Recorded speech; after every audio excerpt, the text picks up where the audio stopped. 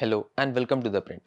I am Aamaan, and in our great speeches series today, we look at an address by Prime Minister Jawaharlal Nehru delivered during India's first general election campaign in 1951-52. This speech was part of Nehru's exhaustive campaign tour where he travelled some 25,000 miles and addressed approximately 35 million people across the country. India's first general elections, held between October 1951 and February 1952, were a monumental democratic experiment involving 173 million voters. Nehru was making the case for why the Congress party, having led the freedom struggle, still had a vital role to play in independent India. So, why revisit this speech now? With the Congress losing another assembly election in Bihar and internal differences over the chief minister's position in Karnataka Congress increasing with each passing day, speculations about the Congress's demise have started surfacing again. In his speech, Nehru had addressed these concerns.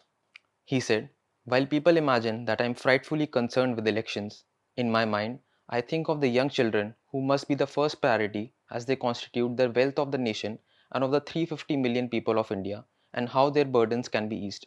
End quote. Nehru stressed that he did not seek comfort for Indians, but rather the basic necessities and opportunities for those capable of self improvement.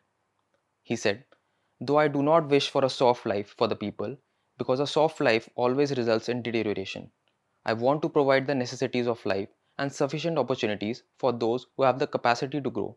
Nehru then addressed the question of learning from other countries' revolutionary experiences. He said, "What we had in the 17th, 18th, and 19th century England is an important phase to study, to learn from. Historically, what happened in the French Revolution is important for us today.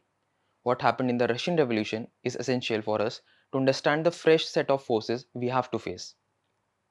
But to think we will repeat the England of the 17th, 18th, and 19th century, or the French Revolution, or the Russian Revolution in India right now, is nothing but to pursue the wrong track." End quote. The Prime Minister emphasized that for him, the struggle did not end with independence.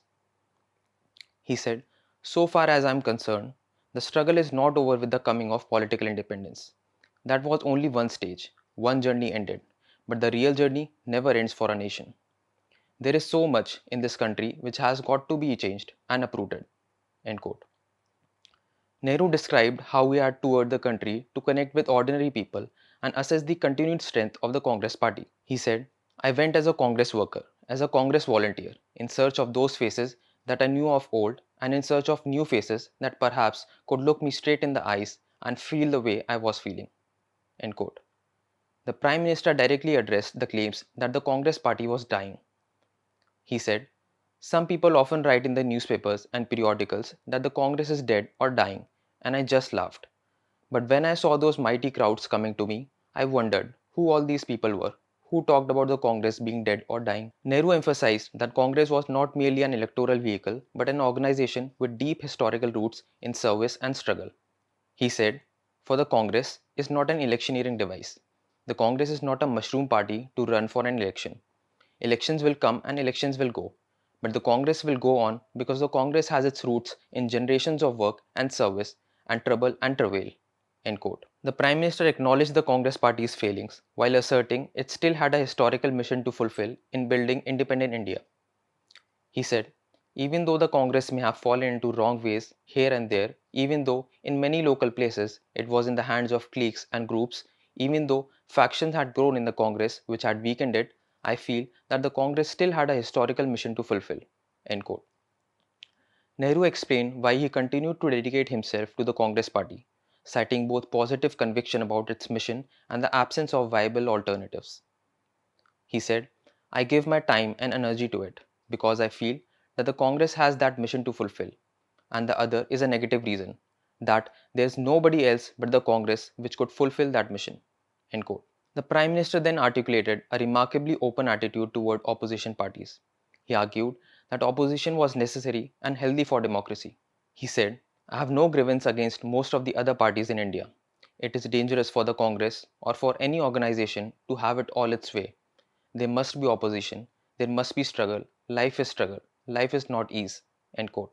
Nehru concluded by emphasizing that any organization without challenges would become corrupt, making opposition parties vital for democratic health. He said, "Any organization, not only an individual, that has an easy time is corrupted by it.